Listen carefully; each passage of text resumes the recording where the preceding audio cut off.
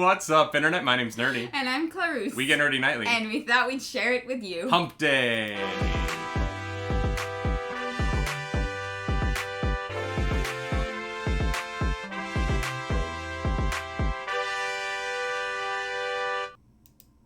That is right. Welcome back to a Wednesday edition, the 88th. Is it the 88th? 80. Yeah, 88th, because tomorrow 89, and then Friday's 90. Yeah. Friday's 90. Welcome back to a Hump Day edition of the Nightly Morning Show here on twitch.tv/nerdynightly. If you're catching this on our YouTube page or listening to it on our podcast feed, please come check us out live on Twitch Monday through Friday at 10 a.m. Eastern over on twitch.tv/nerdynightly. I already said that, but I'll keep repeating it until all of you join us. Join us. What's up? One of us. Nothing. We started talking about a Harry Potter musical in the pre-show, which is very fun. Mm-hmm. We got some stuff to get done today. We're filming some videos, and Can we not? No. Okay. No, we have to. Yeah, and the sun is shining, so it's good. How are you? I'm okay. I'm in a weird place right now. Why? Because last night we couldn't find a pillowcase. And we have a very small apartment. And... yeah, I'm still so confused about that. So here's the deal. So we wash our sheets and pillowcases because I have a wife now. And that's a thing that a man does once he has a woman in the house. And never before. Gross. I'm kidding. So gross. But we put our laundry in. Well, you put our laundry in yesterday. Mm-hmm. Which is why, this is where I have questions. But you put our laundry in. Yeah. And then you moved it to the dryer. Yeah. And then when I took it out of the dryer and carried it to the bedroom, there was no silk pillowcase. Mm-hmm. Right? We have a single silk pillowcase for like your hair or something. Satin, but yeah. Sure. It is gone. Yeah, it literally disappeared. It is not it's not a big apartment. It's not like there are places it could be. It is gone. Yeah. And so my question is, why are you hiding your pillowcase from me? I'm literally not. I trust me, I would rather be sleeping on my soft pillowcase. But right now, I'm not. I don't understand what happened. Willow's saying dryers eat things. Well, I know, but I don't know how. Like, it's we a big literally pillowcase. Looked everywhere. It's not that big of a pillowcase. It's the size of a t-shirt. I mean, yeah. Like one of my t-shirts. The dryer ate it. Yeah, people are pretty convinced the dryer ate it. I don't know. It must have. And I'm kind of upset about it. It wasn't washed with anything except the sheets, John. There wasn't actually a lot in there, and we shook out everything. Like, it's disappeared. Oh, we checked our entire apartment last night. Like, I checked for like 20 minutes. I looked in the freezer. Like, we exhausted all of our options. It doesn't actually take that long to search our entire apartment. You know, it's like 3 rooms. There's a kitchen, a living room, and a bedroom. Yeah. And we don't have like a lot of places that things can hide. No. And it's just gone. But now I have anxiety that we have a ghost because this is a follow-up to another story. Like the month that we moved in, we bought a bunch of chicken. And we cooked most of it, but there were 2 chicken breasts left. And those chicken breasts disappeared. That's true. Also true. I put them in the fridge. Mm-hmm. You saw them in the fridge after that. Yes, I did. And they disappeared. Yep. And I'm really concerned that we're going to find, like, moldy chicken breasts at some point because we... like, no, the place would smell. Our place is so small. Well, no, they were in a Ziploc bag. Like, where did those chicken breasts go? I don't know. Yeah, we're very concerned that we have a ghost. Yeah. Also, when we were watching Grey's Anatomy last night, it made like a weird noise. The TV was like... That's right! And I was like, I wasn't going to say anything, but in my head I was like, oh great, our place is haunted. Cool. Am I playing too much Phasmophobia? I haven't played Phasmophobia lately, but I'm convinced we have a ghost. Yeah. Yeah, yeah. Mm-hmm.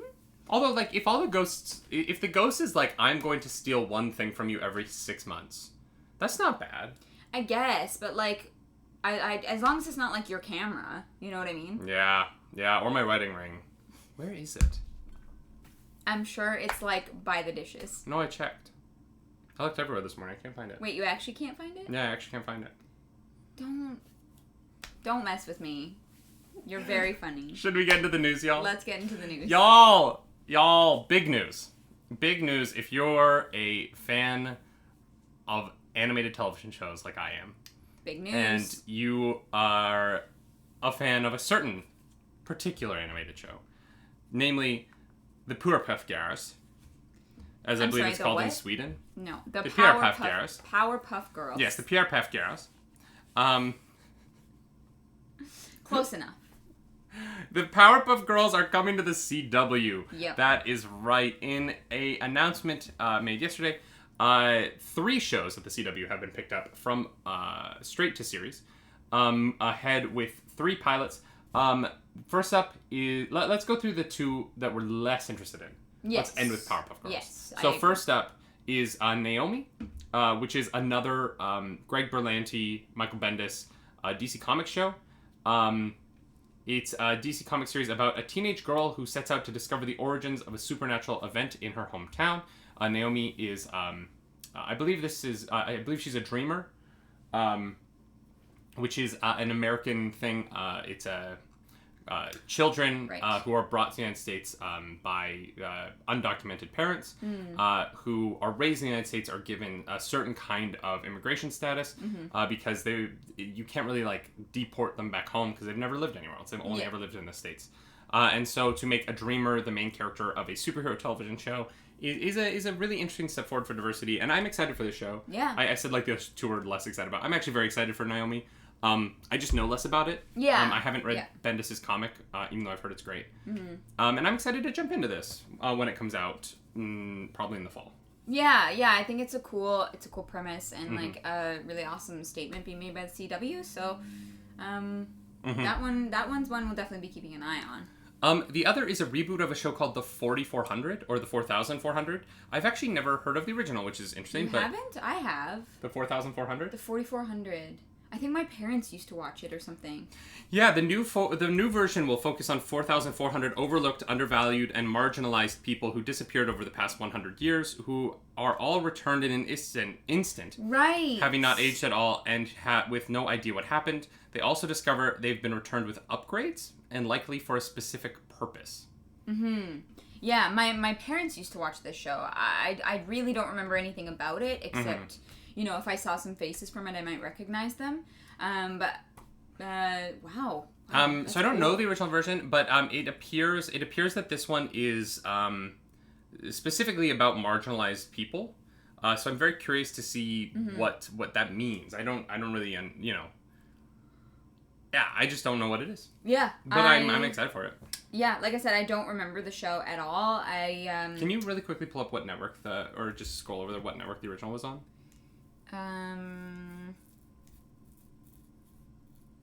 Not sure where I can find that. Wikipedia? Oh, it was on USA. Okay. Oh, characters welcome. That's the one. I think that's USA's thing, right? I'm pretty sure. So I'm curious to see what that's going to be. Obviously, there's going to be some. If I remember, it's going to be a very like politically minded show. Yeah, if I remember correctly, I don't think people were satisfied with the ending of it for some reason. So yeah, interesting. I had no idea that show was popular enough to get a reboot. They had 4 seasons. It's interesting because it looks like the original was not about marginalized people, but the reboot will be. So they might just be using the title because it's something people have kind of heard of for a different spin. to tell a story about marginalized groups. Yeah.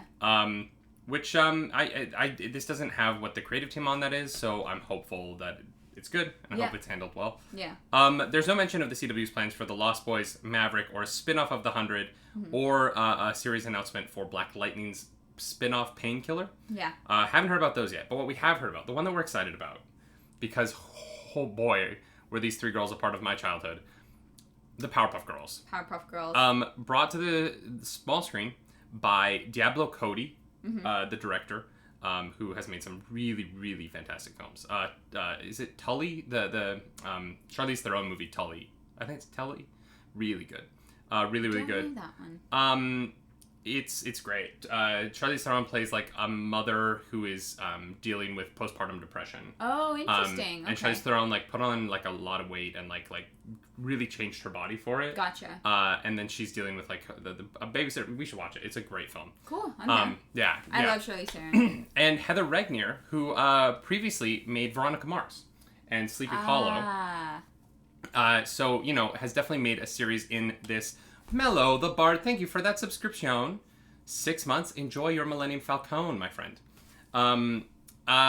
So Heather Regnier from Veronica Mars and Diablo Cody have partnered together to remake Powerpuff Girls. Live action. Mm-hmm. And this is the premise, and I'm kind of into it. This? Blossom, Bubbles, and Buttercup are disillusioned 20-somethings who resent having lost their childhoods to crime fighting.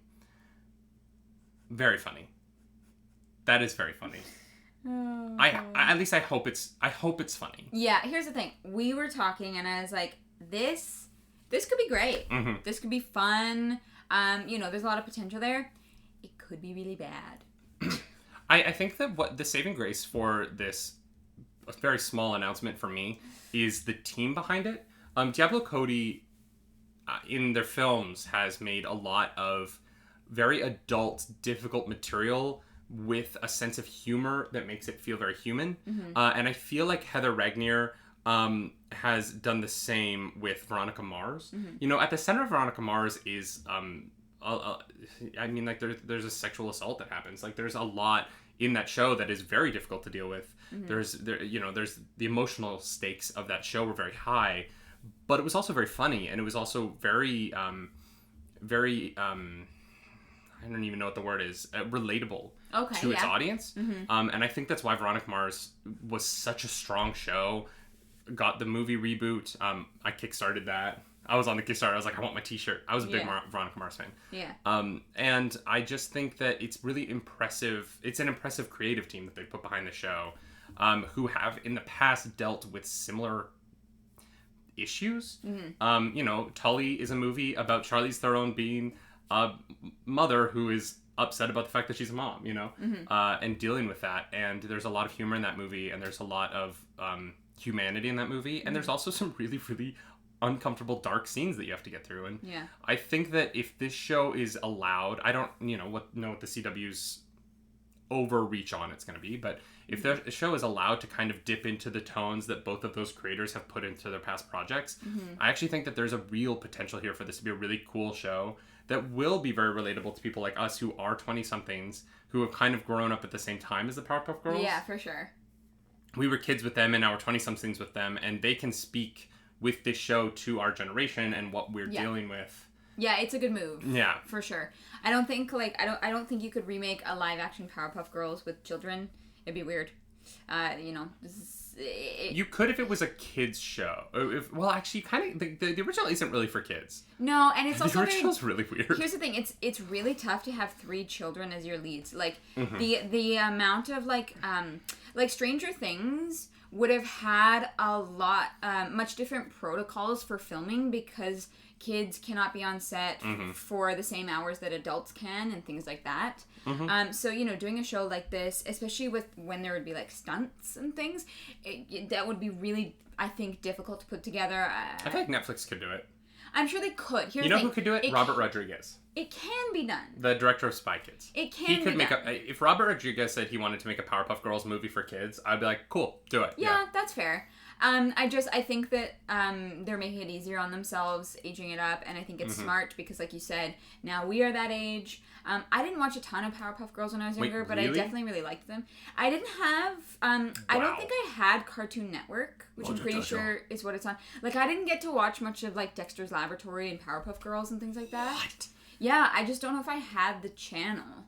And so, I know who they are, and I do like the characters. I've seen enough of it to know, but they're not, like, beloved to me, but I'm still excited about it. I think this will be really fun. It'll be a more dark humor, quirky take on it. Yeah, I just hope it doesn't, like, lean towards, like, what Riverdale has done. If you ruin the Powerpuff Girls. Riverdale's rough. Yes. Rough is being kind. I'll if you know what, if the CW reaches out to me and asks, I will definitely play Miss Bellum. There's a great TikTok It's one of those like asking a question TikToks to get people to answer. Yeah. But it's stitch this with like one of the worst moment in television history, and then she's like, "I'll go first. I mean, any moment from Riverdale is acceptable." I was like, "That's funny." Oh my goodness. Yeah, Riverdale is woof. If they make this like Riverdale, I will riot. I don't think they will. This is the creative team behind this is not.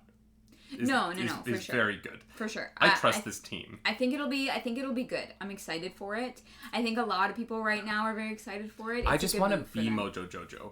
Can I be Mojo Jojo? Mojo Jojo. Yes. I will be your ape. Your ape man. Mojo Jojo. Breaking news, Clarus didn't have a childhood. You know what, Richard? You're not wrong. You're not wrong. That is too true. In other animation news, Disney has made the unfortunate decision to close down Blue Sky Studios, one of its animation studios that it acquired when it bought Fox. And Blue Sky is probably most known for the hit franchise Ice Age. Oh no! As well as the franchises Rio, which had a sequel, Rio 2, the Dr. Seuss Horton Hears a Who movie, and the Peanuts movie. Blue Sky's most recent film was the CG animated spy comedy Spies in Disguise, the Will Smith, Tom Holland movie. It got pretty good reviews, but unfortunately only grossed $171 million worldwide. They were currently working on a movie called Nimona, which followed a young shapeshifter who teams up with a mad scientist to expose the ruler of the kingdom. That film was supposed to come out next year, but it is not going to now. Damn. And the reason is, given the current economic realities, after much consideration and evaluation, we've made the difficult decision to close filmmaking operations at Blue Sky, and it looks like it is going to be mostly, about the fact that they just can't have they just can't afford to run 3 animation studios during COVID. Yep. Yeah, it makes sense.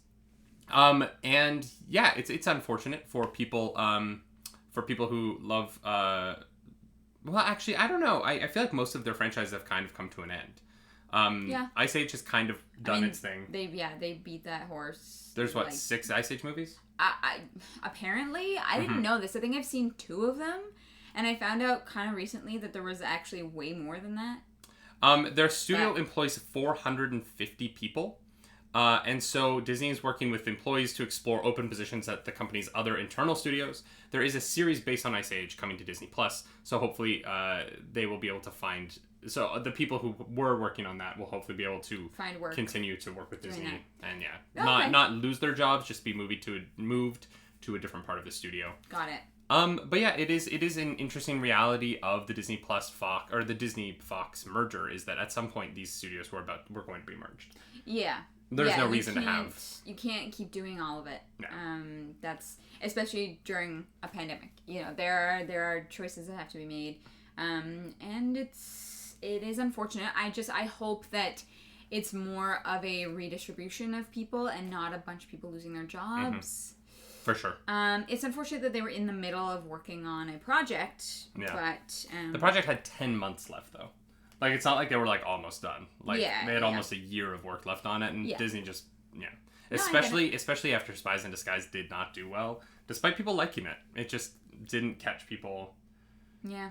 Yeah, I don't know. Yeah, that's too bad. They're not the Croods 2, I guess.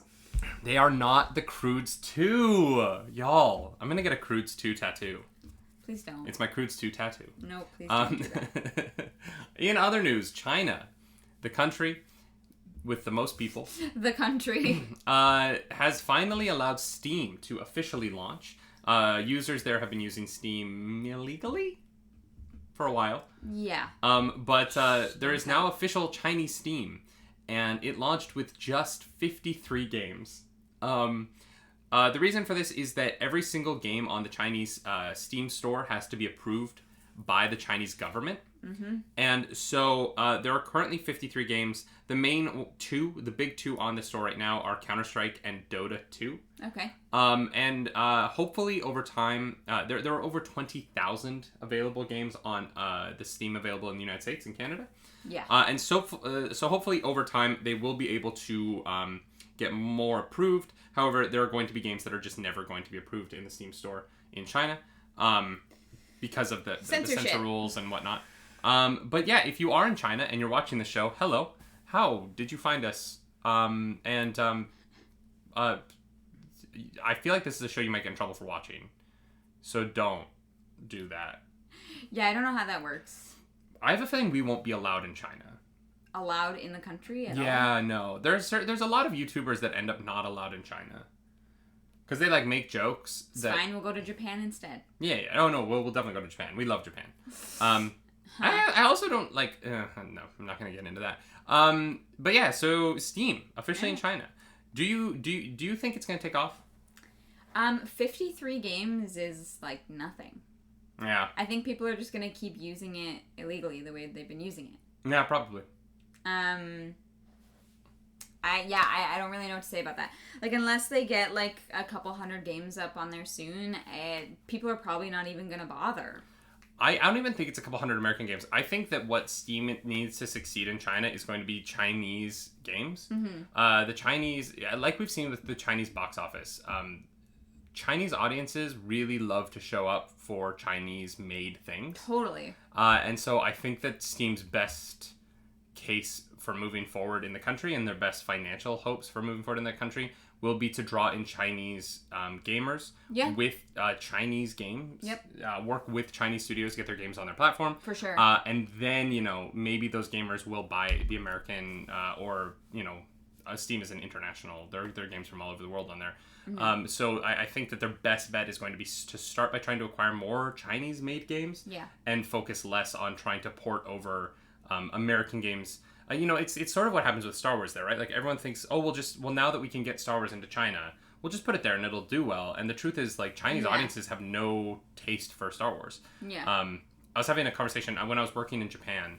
I was having a conversation with one of the executives for Disney, Asia. And he was talking to me because I was like, oh, what's going on with Star Wars? Because Last Jedi had just come out. Yeah. And he was telling me, like, they have this 5-year plan to try and get people in China to know what Star Wars is. Wow. And it did not go the way they wanted. But, hopefully by Rogue Squadron, maybe there will be some box office interest in the franchise. Yeah. But who knows? It's going to take a lot of marketing work to make franchises like that available to Chinese audiences. And I think that it is just easier sometimes to just produce with a Chinese producer, make it in China, and release the content that way to get Chinese audiences interested in the brand. Yeah. It's so interesting. I've barely traveled, and I understand that, like, being and living in a different culture, like, is so drastically different. Mm-hmm. It's just something I've never experienced, and so, the whole, like, the whole idea of the people in China showing up for Chinese content is something that I can, like, kind of intellectually understand, but I can't understand on, like, a level that's, like, personal in any way, because that's fair. I mean, like, there's not a lot of Canadian content. There's enough Canadian content, but even still, we still haven't watched Schitt's Creek, even though it's Canadian made and apparently amazing. Mm-hmm. There's just not that same sense of pride. I don't know what the word is. It is tough, right? Because there's more. It's more intertwined. Yeah. Like when you're watching The Flash, you're watching a mostly Canadian-made show. Mm-hmm. You know what I mean? Like The Flash is mostly made by Canadians. If you count, like, the people in the show, right? Not the main actors. The main actors are flown up from the United States, but, like, everyone behind the camera, those people are. It's a lot of Canadians because they film in Vancouver, and the Boys on Amazon Prime filmed here in Toronto where we live, and so it is an interesting, like, our cultures are so intertwined between Canada and the States. Yeah, it's hard to have a just purely Canadian thing. And, like, Schitt's Creek has a lot of Americans in it. Yeah. And is a Canadian show. Yeah. It's just, it's very weird. Yeah. It's very weird. They are basically, we're basically one thing. We just have healthcare and they don't. I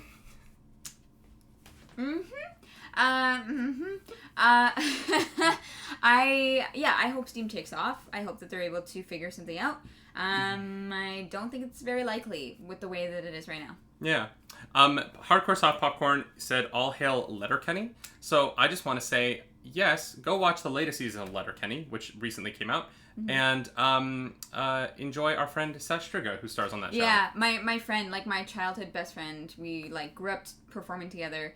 We even interviewed her for the podcast and everything. Yeah, she's on Letterkenny. I haven't watched Letterkenny, so I don't even. You're a great friend. I know. You're a great friend. I don't have it. Like, I don't have access to Letterkenny. We do actually now. Oh, we do now? Okay. Yeah. Well, we'll have to watch Letterkenny. I know my aunt loves the show. I know a lot of people love the show. Mm-hmm. So yeah, my friend Sash is on that. Yeah, and there's a podcast episode. If you want to listen to our interview with Sash, that is available on our YouTube channel or our podcast feed. Yeah. You can go listen to our full, it's like an hour and a half. Yeah, it's a long one, but it's nice, you know. All right. Should we get back to some news? Falcon and the Winter Soldier. Yes. We've all seen the trailer. It's a great trailer. It is the most watched trailer for a streaming series service. A streaming service series ever. Ever. It broke records. Like on YouTube? Yeah. Well, wherever it can be watched. Yeah. But the only really big trailer to come out of this, the big game, I think helps it. But the Marvel Studios series drew a whopping 125 million views. Wow. That's impressive. Not only is that ahead of any other streaming service series ever, it's also ahead of the 119 million views last year's Black Widow trailer managed to draw, and it is over double the 53 million views that WandaVision had in its first 24 hours. Wow. It even beats the Rise of Skywalker's first day of its trailer. Dang. So there seems to be an incredible amount of interest in this show. Yeah. For obvious reasons. It looks very cool. And Clarus, what do you think? Sorry, podcast listeners. Not gonna lie, I'm kind of surprised. Really? Yeah, I didn't realize there would be so much hype for this show, for these characters.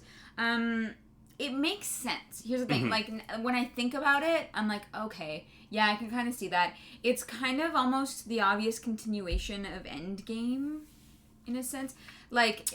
Yeah, it is actually the most sequel... Yeah. Yeah, as far as what's coming out right now, anyways. WandaVision is kind of its own thing, and it's really, really cool.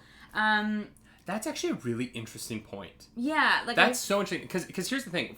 Far From Home was a sequel to Endgame for the Iron Man side. Yes. WandaVision is not really a sequel to Endgame. It kind of takes the universe off in a new direction.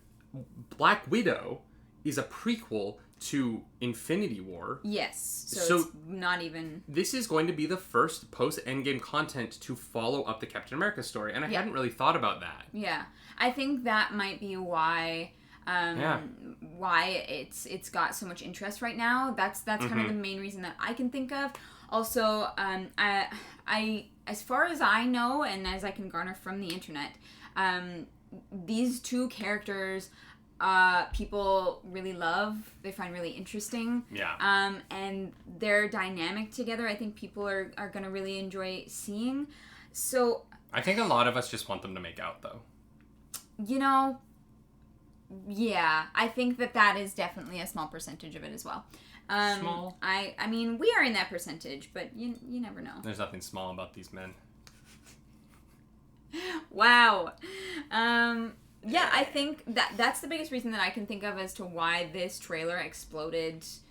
It's also just a really good trailer. It's cut really well. Has some really great moments. Yeah, the action in it is cool. Here's the thing. This show looks like it'll be more generic, and I don't mean that in a bad way. I mean, like, WandaVision is a specific thing that I feel like... Yeah, I hear what you're saying. You know, for a certain audience, they'd be like, no. But this is, you know, two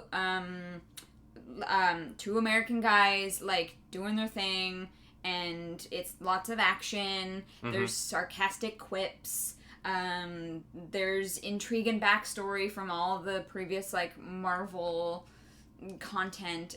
So I do think that it's for a more general audience. Yeah. WandaVision is. We also found out that the woman in the trailer who beats up Bucky is officially going to be a gender flipped flag smasher. Who is who is the leader of the anti-nationalist. They're basically like domestic terrorists. The Ultimatum, which is an acronym, but I can't. It's a long acronym. It's like the United.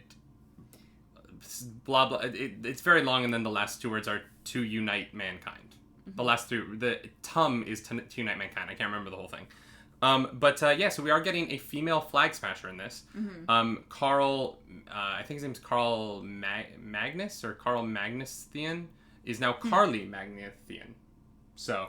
And she's going to be the villain?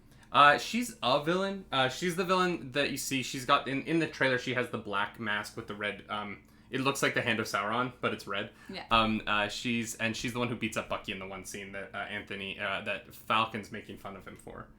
When he's like, you got beat up by a girl. And he's like, yeah. Go watch it again. The noise that Bucky makes in that scene. Maybe that's why people keep watching this trailer. Is to just go back and re-listen to that like, noise. Wait, what was like, that? Bucky, what? What did you do? Sebastian Stan, how did you produce that noise with your mouth? While hanging onto a truck driving 60 miles an hour. Truly. I mean, it probably wasn't actually doing that. Stunts. John in the chat says, with WandaVision, once you hit episode 4, it starts becoming a more standard MCU show. Yes and no. You know what I mean? Yeah. Like, because episode 5 gets super weird. It does. And it's here's the thing. It in a sense of it leaning more into the superhero aspect of it and the powers and stuff like that and figuring out what's going on. Yes. You know, with the, like, tech people behind the scenes, the army quarantining the thing, you know, it's less of a sitcom, but also we still don't really know, like, what exactly is going on, and it's there's almost nothing standard about WandaVision, which is why it's so fascinating. What I love about it is that when it cuts episode 5, this isn't really a spoiler for WandaVision, but it is slight spoilers, and I'm sorry about that. It's not a spoiler for anything plot wise. No. But it's just how it's filmed. The use of aspect ratios to have there essentially be 2 television shows happening at the same time in this television show is really weird. And it's weird in the right way. It's brilliant. It's so perfect. But it's so not a traditional television show. Yeah. It really is 2 shows that have been, like, spliced into one, and it works somehow. Yeah. Even though it really shouldn't. Like, WandaVision shouldn't work. It should be too weird, and yet it isn't. But it's great. It's so good. I just want more. I know. I love it. Like, I need to know. Oh, God. I hope if Falcon and the Winter Soldier is half as good as WandaVision is, we're gonna love it. You know? Yeah. We're in for some treats. We have one last news story for today. Okay. I do want to get to it before we get to the end of the show here. Absolutely. Tom Holland reveals that he put his foot down for the first time as a leading actor, and it was because for Uncharted they cut his hair, and they made it really short on the sides. And it looked really cool, but it wasn't very Peter Parker. And so they gave him a wig that was just the sides and back of his head.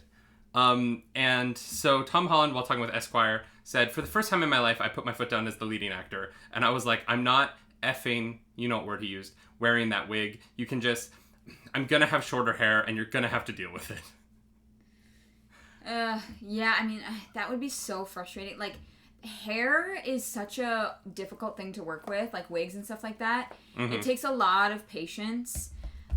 I mean, here's the thing. I'm grateful to you, Tom Holland, because I have found that a lot of times wigs look really bad. Like, I wish Kate Mara, when working on Fant4stick, had been like, "Hey, this wig looks really bad on me." Yeah. Have you ever seen Fant4stick? No. We should watch it just so that you can experience it. It's worth the experience. Fant4stick is really a bizarre... Just to be clear, we're talking about the Fantastic Four. Everyone knows what Fant4stick is, right? Sure. Is there anyone in the chat who doesn't know what I mean when I say Fant4stick? There might possibly. I'm just being That was candid. an internet meme for long enough that I feel like people... Yeah. It's the Fantastic Four movie that Josh Trank directed, half of, and then the studio directed the other half of. And so when they did the reshoots of the Fan Four stick, Kate Mara had different hair, and so they used a wig to try and match her hair in the original shots, but it doesn't match at all. Like, you can... The entire movie, you know what is the original and what is the reshoots, because Susan Storm has drastically different colored and shaped and styled hair. Yeah. And sometimes it's in the same scene. Like, she'll be sitting at a table and it'll like cut to Dr. Doom and then it'll cut back to her and she has a completely different haircut. Yeah. And you're like, what happened? Yeah. Somebody... How could you possibly have made this? Yeah. I mean, here's the thing. I understand in a sense that, like, I'm not sure. Here's the thing. If it looked good, I'm not sure why Tom Holland didn't want to wear it. I would love to know the reasonings behind that. I feel like... Because it probably looked bizarre. Here's the thing. It might have. It, like... it totally might have, and if that's the case, I totally understand. Mm-hmm. But if it looked good, I don't know. Like, I don't know what the issue is. Like, as an actor, like, I don't know. I had, like, 17 different wig changes when we did Jersey Boys. Yeah, but film wigs and stage wigs are very different. Yeah? Yeah. Okay. Yeah, because they have to Then ignore me. they have to look Don't know what I'm good talking from about. here. Yeah. You know what I mean? You can't just throw a lace front on. That's going to look good from the back of the audience. Yeah. Yeah, that's fair. Here's the thing about the whole, like, my hair was cooler for Nathan Drake and they didn't want me to have it for Peter Parker. Peter Parker's identity has been outed in this movie. Right. Like, the world... Sorry, spoilers for Far From Home. Oops. It's been out. It's been out a while. If you're watching the Nerdy Nightly, I feel like you should just expect that we're going to talk about 2-year-old movies. Sorry. Was that glib? I don't want to be glib. No, you're fine. The fact that Peter Parker maybe has a different haircut in this movie because he's on the run from everyone. Yeah. Fine. Yeah, I feel like he's got some shaved. Some shaved. What? Oh. David Broke. Yeah, I don't think that him changing his hair for this movie is going to be weird. Why not?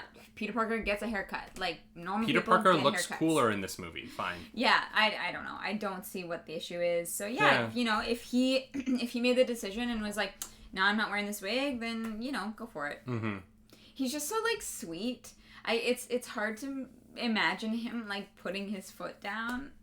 Well, that's why he was like, that's why I don't think this was, like, as big a deal as we're making it. Yeah, he was probably like, hey guys, look, here's the thing. I'm not gonna wear this wig. Well, no, he says that he swore. Yeah, I mean, I guess. I don't know. Although, it's just weird to here's imagine the thing, him. Living in New York as long as I did, the F word to me isn't a swear word.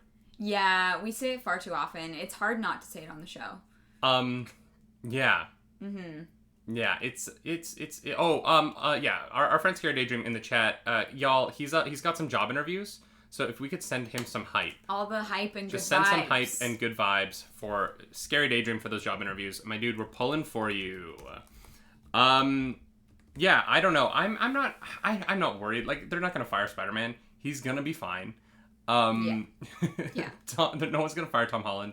I just think it's cute. I wish I could have been in the room. I know. I want to have been a fly on the wall to watch Tom Holland put his foot down. Like, it just...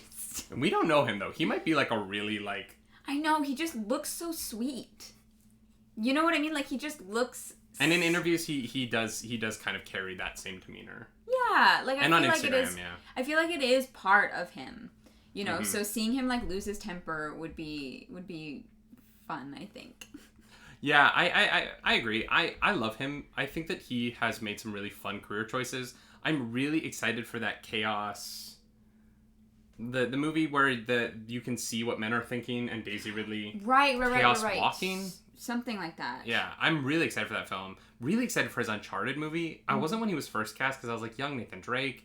But then, like, you know, I thought about it more and I was like, I'm glad it's not, like... I'm glad it's a prequel. I'm glad they're not trying to remake the games. Like, this might actually be really cool. Mm-hmm. And, you know, Tom Holland, he's funny. You know what I mean? Like, he has a genuine charisma. He's charming. Yeah. He definitely deserves the success that he's had. Yeah, he does. He's very talented. Chaos Walking. I was right. It's in there. Yeah. Internet, it's in there. Well, one day when we meet Tom Holland, hopefully he can, like, tell us the story about how he first put his foot down as an actor. Tom Holland, if you would like to come be on the Nightly Morning Show, you're welcome anytime. Yeah. Also, tweet at us. Anyone who has a project coming up that they want to promote or whatever, just email us. We'll have guests. I don't know. Sure. Are you working on something and you want to promote it to our audience? Come on the Nightly Morning Show. Hell. We'll pre-tape. I don't care. Whatever. Do a Why Zoom not? meeting. Zoom meeting. But we'll get like 10 people. Or no, what'll look good on screen? We'll get 7 people. Mm-hmm. No, 8, right? Hollywood Squares. We'll get 8 people. And then they'll all get to pitch their product or their thing, but they all have to pitch at the same time. No. I'm putting my foot down. Absolutely not. Tom Holland is guest for the 100th. There's no way we could do it. I wish. Misguided. I wish. We only have 12 days until we only have 12 shows until our 100th episode, and we want to have a special guest, but I don't know who it's going to be. I don't know anyone who's currently on a nerdy show. Yeah, I don't know. I only know people on, like, not nerdy shows. Yeah. Yeah. Who should we get, y'all? Do any of you have any cool famous friends? Should I call Carl Urban? Yes, you should call Carl Urban. He's in Toronto. I know. They're filming The Boys. I know. Trust me, I'm aware. People are going to be like, wait, does she actually know Carl Urban? She does not. She just stalked him one time on set. I did not. That's a whole story, y'all, for another day. I've told it before. Yeah, but, for another day. We need to start recording all of our stories and just having them be linkable. Yeah, for real. Phantom Mellow, we would love to. We can't have them over until well, actually, the lockdown might be over by then. Possibly. We could, that might be possible. Possibly might be. Do we know Jessica Parsons? I don't know Jessica Parsons. No, I don't know her. Like flashbacks in Family Guy. Exactly, Richard Sim 7. We'll cut to a clip of our own stories. Oh, God. The stories we tell a lot, I'll be like, yeah, I worked there was one time I worked as an extra in Avengers. Boop. And just the story happens. That we'd need the biggest stream deck for that. Y'all, thank you so much for a great show. That's all the news. That's going to be the end of the morning show. If you're in the Twitch chat, stick around. We're going to keep on chatting with y'all. But for the rest of you on our YouTube and Patreon, or our YouTube and our podcast feed, this is why you have to be here live. There's more conversations to be had over at twitch.tv/nerdynightly every Monday, Tuesday, Wednesday, Thursday, and Friday with the Nightly Morning Show. I also stream my video games there. I play Pokemon Tuesdays and Thursdays. Mm-hmm. And then Red Dead Redemption 2 right now on Wednesdays and Sundays. Mm-hmm. That schedule is going to be changing soon. But there's going to be lots of video game fun to be had. Yeah. Clarus, what about you? What's up in your life? So I normally stream on Wednesdays, but I've been letting people know. No stream today. It's going to be tomorrow. We're going to be baking. That's right.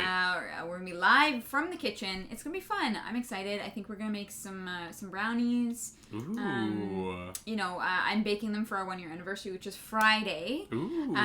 Wait, what? Stop doing that. We're going to be playing Super Mario 3D World together on Friday to celebrate our 1-year anniversary. 1-year anniversary of what? Our 1-year anniversary of... I don't know. I was going to try to make something funny and I'm not funny. It's fine. I'm glad we didn't do it. Clarus makes up the news today. Jeez. My brain's not working. Thank you for a great show, everybody. We will see you next time. As always, my name's Nerdy. I'm Clever. Do something nerdy tonight. Bye-bye. Bye. Ooh.